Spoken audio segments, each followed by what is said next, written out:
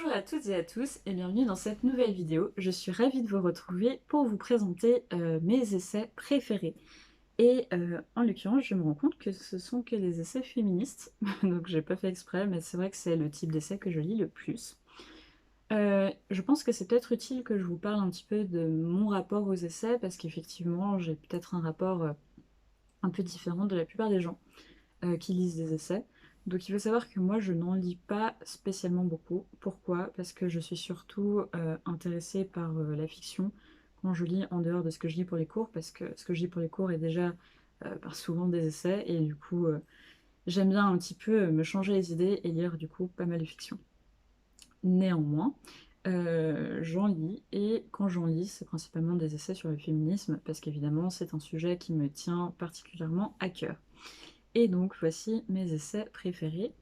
Il faut savoir en général que je lis des essais sur la recommandation de ce que je vois. J'ai en fait une librairie dans ma ville qui présente en fait souvent des essais, et souvent des essais féministes sur la devanture. Et donc je m'approvisionne par mail chez eux. Donc voilà, ce que vous allez voir, c'est en général des ouvrages qui étaient sur leur devanture, et ils me font toujours découvrir des choses vraiment sympas. Je vous propose de commencer par mon préféré. Donc il s'agit de Beauté fatale, les nouveaux visages d'une aliénation féminine de la célèbre Mona Chollet, qu'on ne présente plus. Je pense que vous connaissez surtout son ouvrage sur les sorcières, qui ne fait pas partie de mes essais préférés. Mais je ne m'étendrai pas dessus. Mais en tout cas, celui-ci est vraiment exceptionnel. Pourquoi? Parce qu'en fait, il présente en quoi la beauté est en fait un moyen d'aliéner les femmes, notamment par les séries télé, les blogs, etc., qui contribuent à faire que les femmes se sentent obligées de correspondre à certains dictats de la beauté, et donc d'être aliénées. Donc cette Mona Chollet est pour moi une personne incroyable, parce qu'elle fait vraiment de très belles choses. J'ai notamment lu aussi son dernier ouvrage sur l'amour.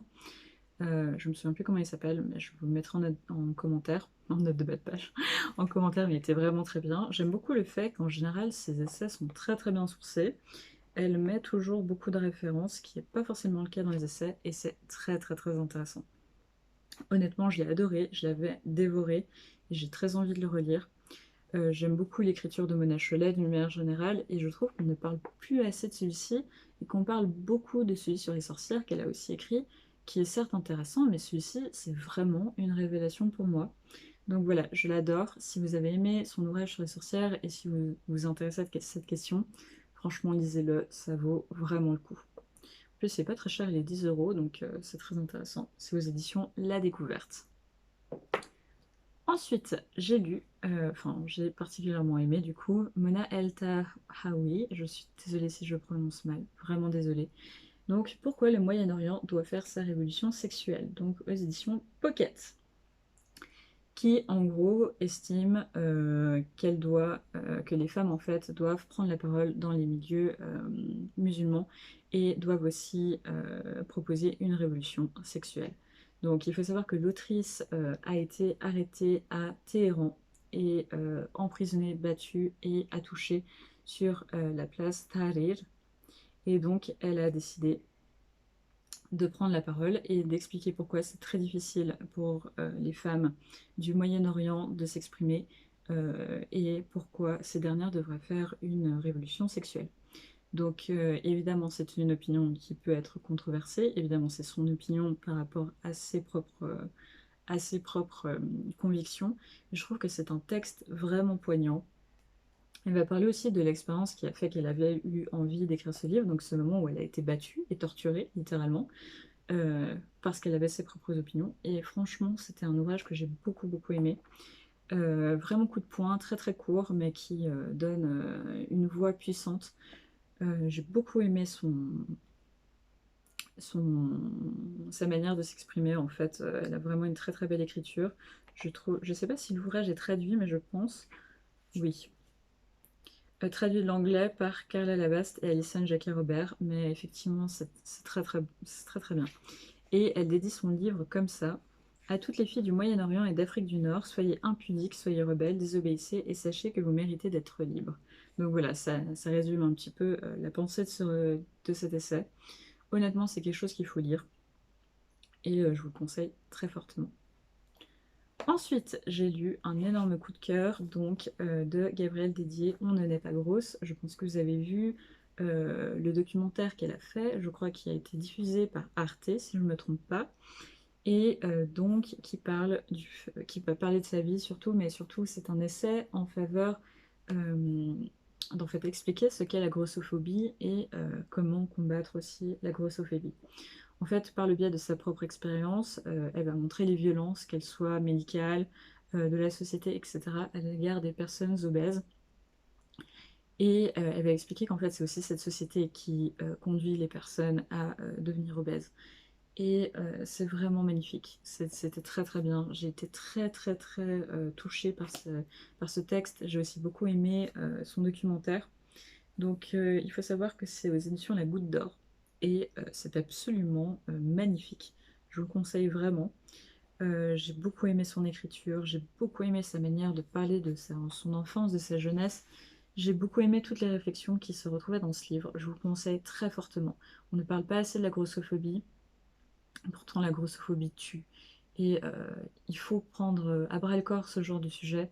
Ce sont vraiment des sujets importants et qui, pour moi, découlent du féminisme. Parce qu'on ne peut pas, selon moi, aborder les questions de féminisme sans penser justement aux différentes thématiques et problématiques qui se posent avec le féminisme, notamment la grossophobie.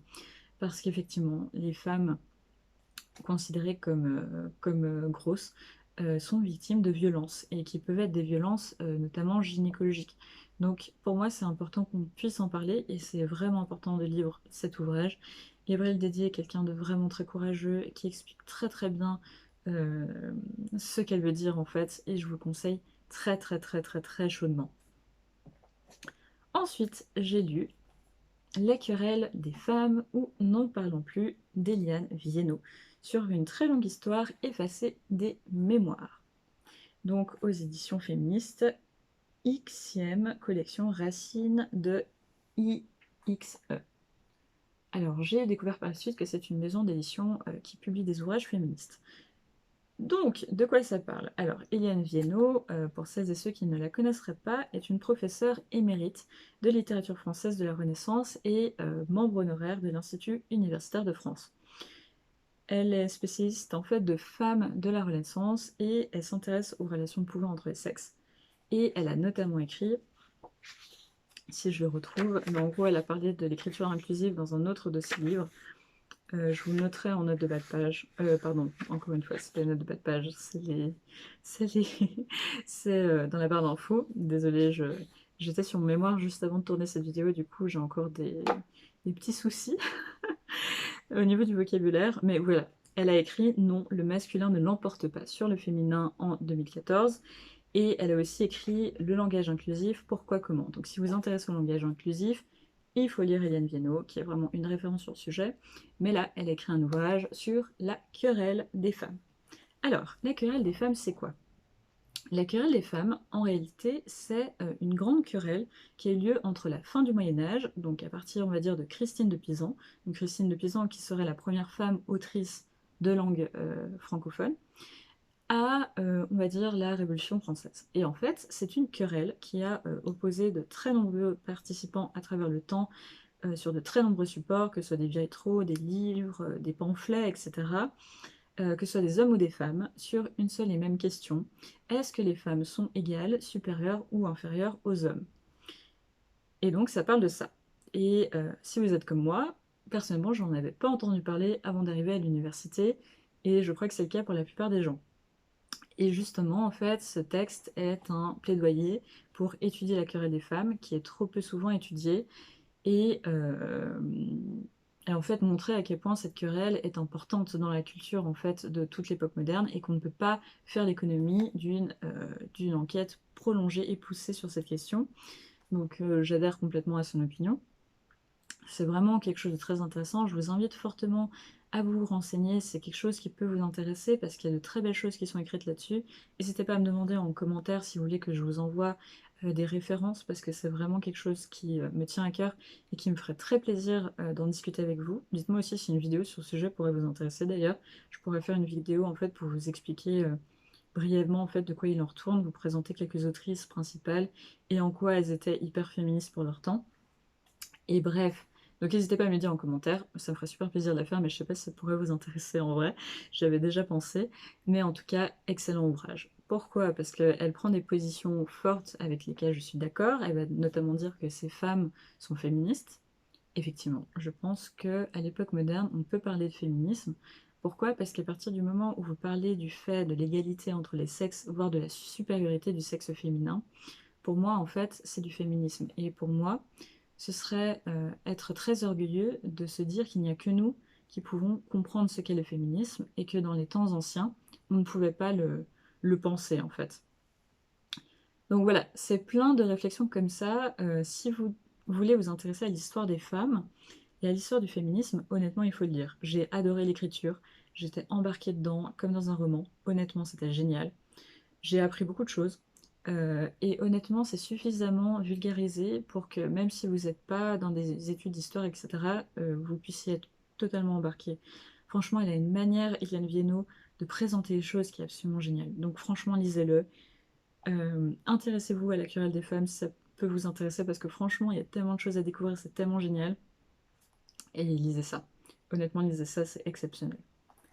Et enfin, j'ai lu un grand classique, mais que j'ai adoré. C'est Nous sommes tous des féministes de Chimamanda Ngozi Adichie. Donc encore une fois, je m'excuse très fortement si j'ai écorché son nom. Et en gros, c'est un tout petit texte qui est édité aux éditions Folio 2 euros, vous savez. Je ne savais pas, mais apparemment les éditions Folio, 2 euros, en fait la collection 2 euros de Folio, prend fait et cause pour la cause féministe et du coup va publier de nombreux ouvrages féministes. C'est vrai que j'ai déjà vu Marie de Gournay chez eux, donc effectivement c'est possible, mais alors du coup c'est trop bien, je ne savais pas, donc voilà. Et du coup, en gros, ça présente le féminisme et c'est quelque chose que j'avais lu quand j'ai commencé à m'intéresser au féminisme et que je n'avais aucune idée de comment entrer dans le sujet. Et j'avais trouvé ce livre et je m'étais dit, pourquoi pas? Et j'ai très bien fait parce que ça m'a donné vraiment beaucoup de clés pour comprendre le féminisme. Donc voilà, franchement, lisez-le. Offrez-le aussi si vous avez des jeunes filles dans votre entourage qui ont envie de déguster le féminisme, des jeunes garçons aussi. Franchement, il faut le lire, il est exceptionnel. Donc voilà, c'est tout pour mes essais favoris. N'hésitez pas à dire si une deuxième partie vous plairait, parce que j'en ai encore d'autres, et qui ne sont pas forcément sur le féminisme, mais là je voulais vraiment vous montrer les 5 qui vraiment me tiennent très à cœur.